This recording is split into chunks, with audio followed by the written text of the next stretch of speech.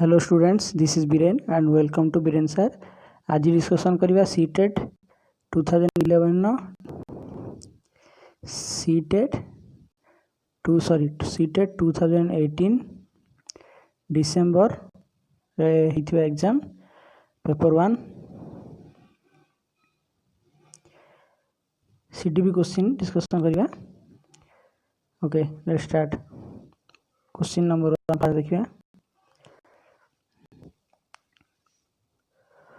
which of the following statement is true about the role of heredity and environment। मतलब आनुवंशिकता और पर्यावरण की भूमिका के बारे में निम्नलिखित में से कौन सा कथन सत्य है। एनवायरमेंट और हेरिडिटी विषय निम्नलिखित चारोटी ऑप्शन मध्य कोटी ठीक।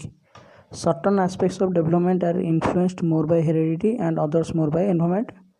मतलब विकास के कुछ पहलू आनुवंशिकता और कुछ अन्य पर्यावरण से अधिक प्रभावित होते हैं। दूसरा ऑप्शन है a child's ability to learn and perform is completely decided by the jeans.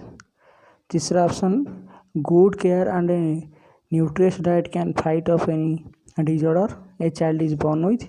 Environment plays a significant role only in the child's language development. Hindi में देखिए कौन कही, विकास के कुछ पहलू आनुवंशिकता और कुछ अन्य पर्यावरण से अधिक प्रभावित होते हैं। सीखने और प्रदर्शन करने की एक बच्चे की क्षमता जीन द्वारा पूरी तरह से निर्भर की जाती है। अच्छी देखभाल और पौष्टिक आहार बच्चे के किसी भी जन्मजात विकार को दूर कर सकता है। या फिर पर्यावरण केवल बच्चे की भाषा विकास में महत्वपूर्ण भूमिका निभाता है। यहाँ पर आपका पहला वाला ऑप्शन सही होगा, क्योंकि एक बच्चे की डेवलपमेंट में निश्चित रूप से हेरिडिटी और एनवायरनमेंट का इन्फ्लुएंस होता है। दूसरा वाला क्वेश्चन देखेंगे, which one of the following statement can not be attributed to Piaget's theory. मतलब निम्नलिखित में से कौन सा कथन पियाजे की संबंध के अनुसार नहीं कहा सकता। Development occurs in qualitative stage, children construct and use knowledge about their world, learning takes place through constant practice, children act on their environment. मतलब विकास गुणात्मक चरणों में होता है। बच्चे अपनी दुनिया के बारे में ज्ञान का निर्माण और उपयोग करते हैं।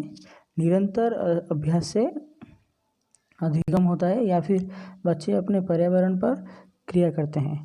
सही रूप से अगर देखें तो यहाँ पर तीसरा वाला ऑप्शन सही होगा, जो कि पियाजे की थ्योरी में नहीं है, that learning takes place through constant practice. चलो फिर तीसरा वाला क्वेश्चन देखते हैं, which one of the following is not a limitation of the pre operational thought. Pre operational thought में इनमें से कौन सा वाला प्री ऑपरेशनल थॉट का लिमिटेशन नहीं है। निम्नलिखित में से कौन सी पूर्व संक्रियात्मक विचार की एक सीमा नहीं है। Tendency to concentrate, development of symbolic thought, egocentrism, irreversibility. इनमें से कौन से ऑप्शन प्री ऑपरेशनल थॉट का एक लिमिटेशन नहीं है। सो यहाँ पर आपका क्वेश्चन नंबर 3 का ऑप्शन नंबर 2 आपका सही आंसर हो जाएगा। सो development of the symbolic thought, मतलब प्रक्रियात्मक विचार का विकास आपका सही आंसर हो जाएगा। अभी बढ़ते हैं चौथी प्रश्न की ओर। Play has a significant role in development of young children for the following reasons accept.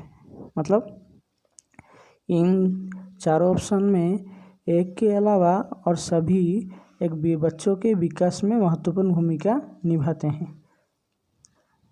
वो वाला ऑप्शन कौन सा है।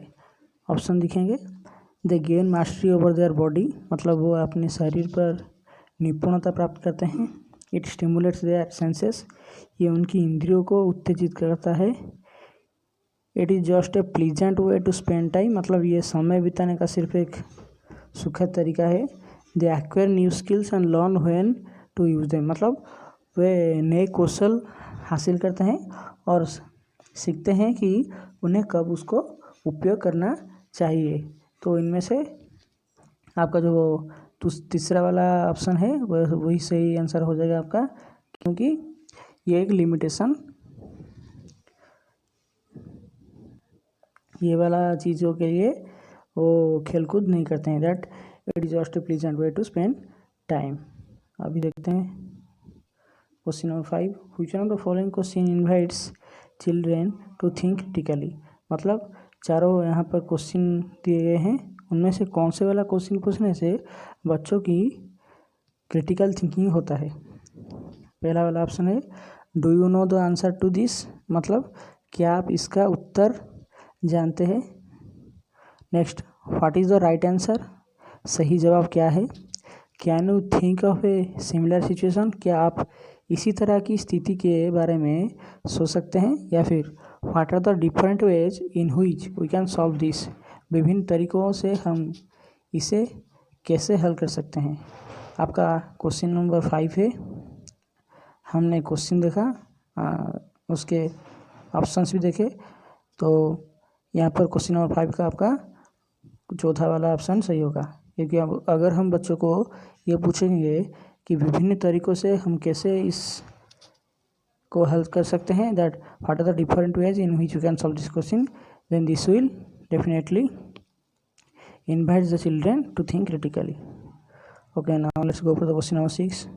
Which one of the following options best describes progressive education, मतलब निम्नलिखित में से कौन सा विकल्प प्रगतिशील शिक्षा के सबसे अच्छा वर्णन करता है। इनमें से कौन से वाला ऑप्शंस प्रोग्रेसिव एजुकेशन को सही तरह से दर्शाता है। Learning by doing, project method, cooperative learning, मतलब करके सीखना, परियोजना विधि या फिर सहयोग से सीखना, थेमाटिक यूनिट्स, रेगुलर यूनिट टेस्ट और रैंकिंग, थेमाटिक या फिर नियमित इकाई परीक्षण या फिर ranking, personalised learning, ability grouping, labelling students, project method, ability grouping और रैंकिंग।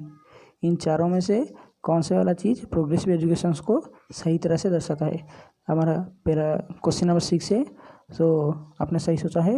यहाँ पर आपका ऑप्शन नंबर 1 सही आंसर हो जाएगा, मतलब learning by doing, project method और कोऑपरेटिव लर्निंग, इन तीनों चीज़ों से बच्चों के अंदर प्रोग्रेसिव एजुकेशन का ज़्यादा बढ़ावा जा सकता है। Okay, now let's go for the question number 7, very interesting question. Okay, now which one of the following statement about progressive education explains education is life itself। चारों को आपका ऑप्शन है, 4 ऑप्शन है। इन 4 ऑप्शन में से कौन सा वाला ऑप्शन ये एक्सप्लेन करता है that education is life itself.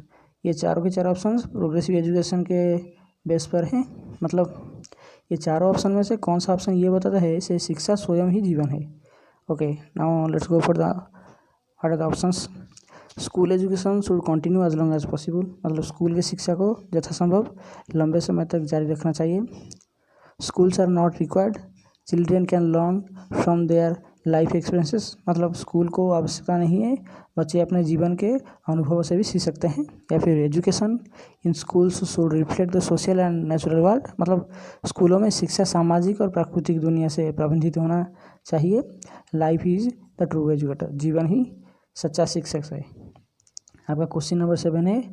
मुझे लगता है आप लोगों ने सही आंसर ढूंढ लिया होगा। Yes, the right answer is question number 3। हमें स्कूल नहीं छोड़ना चाहिए, बल्कि स्कूल में अगर एजुकेशन को ज़्यादा नेचुरल किया जाएगा, सोशल किया जाएगा, हमारे रियल वर्ल्ड जैसा, तो ये वाला जो लाइन है that education itself is life, इसका सही महत्व पा सकते हैं हम। Okay, now let's go for the question number 8। Which one of the following can be considered as a contribution of Kohlberg theory, मतलब कोलबर्ग के सिद्धांतों के योगदान के रूप में निम्नलिखित में से कौन से माना जा सकता है। कोलबर्ग के थ्योरी के अनुसार इनमें से कौन सा ऑप्शन सही है। His theory has supported an association between cognitive maturity and moral maturity, मतलब उनके सिद्धांतों के संज्ञानात्मक परिपक्वता के और नैतिकता परिपक्वता के बीच एक सहयोग का समर्थन किया है। तो theory has elaborated testing procedures, मतलब इनके सिद्धांत में विस्तृत परीक्षण प्रक्रियाओं के बारे में लिखा जाता है या फिर डिस्कशन किया गया है। और it establishes A clear relationship between moral reasoning and action, या फिर ये नैतिक तर्क और कार्रवाई के बीच एक स्पष्ट संबंध स्थापित करता है। या फिर his belief is that children are moral philosopher, या फिर उनका विश्वास है कि बच्चे नैतिक दार्शनिक है। तो इनमें से कौन सा वाला ऑप्शन सही से या फिर ढंग से कोलबर्ग थ्योरी को समझाता है? यस, आपने सही सोचा है। तो 8वें वाला क्वेश्चन का आपका सही ऑप्शन हो जाएगा पहला वाला ऑप्शन, मतलब his theory has supported an association between cognitive maturity and moral maturity, मतलब उनके सिद्धांतों में संज्ञानात्मक परिपक्वता और नैतिक परिपक्वता के बीच एक सहयोग का समर्थन किया गया है। अभी चलते हैं क्वेश्चन नंबर 9 पर। क्वेश्चन नंबर 9 है जोन ऑफ प्रॉक्सिमल डेवलपमेंट पर। ओके, क्वेश्चन पूछा है कि निकटवर्ती विकास का क्षेत्र संबंधित करता है, मतलब zone of proximal development refers to zone of proximal development क्या कहता है? ऑप्शन देखते हैं।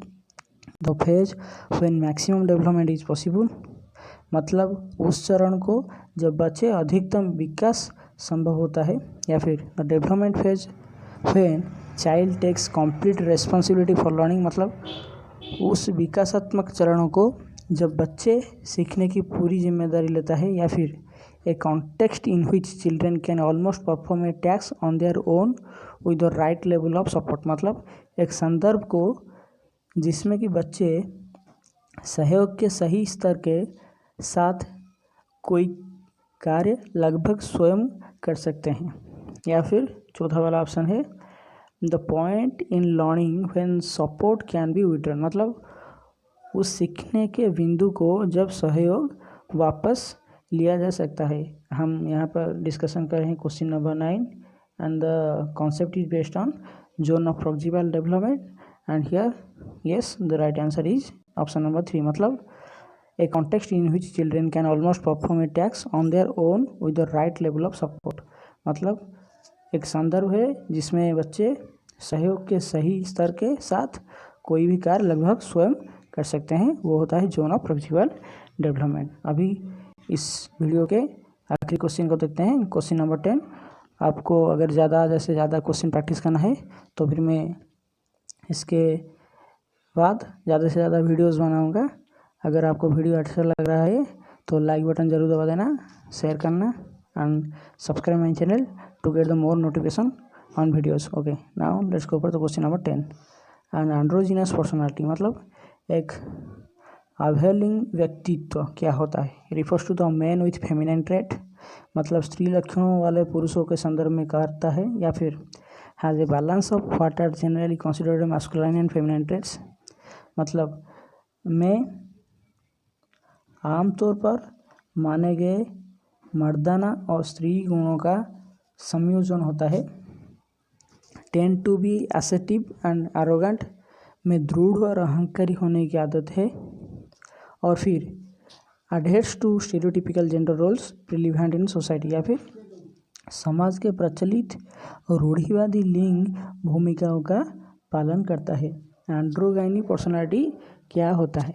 एंड्रोगाइनी पर्सनालिटी ये होता है दैट जिनमें एक बैलेंस होता है। What are the generally considered masculine and feminine trait, मतलब एक मास्कुलाइन एंड फेमिनाइन ट्रेट के अंदर जो बैलेंस होता है, मतलब वो व्यक्तित्व जिसमें आमतौर पर माने गए मर्दाना और स्त्री गुणों का एक संयोजन होता है, उसको हम कहते हैं एक अवहेलिंग व्यक्तित्व या फिर एंड्रोगाइनस पर्सनालिटी। ओके फ्रेंड्स, हम फिर मिलते हैं अगले वीडियो में, तब तक गुड बाय, थैंक यू।